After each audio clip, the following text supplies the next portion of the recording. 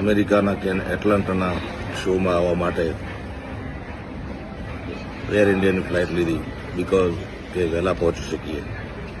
પણ એર ઇન્ડિયાએ આકાશમાં 1.5 કલાક ફેરવી અને પાછા ઉતારે મુંબઈ રાત્રે 4-4:30 વાગે.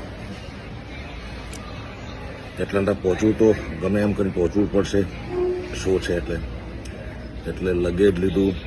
સવારે 5 વાગે પાછું ઇમિગ્રેશન કેન્સલ કરાવ્યું અને ત્યાંથી તાત્કાલિક, કારણ કે કોઈ પણ કલાકાર માટે એનો શો મહત્વનો હોય છે, કમિટમેન્ટ મહત્વનો હોય છે. મારા બી યુનાઇટેડના અમિતભાઈએ તાત્કાલિક ટિકિટ કરાવી અને બ્રિટિશ એરવેઝની ટિકિટ લીધી.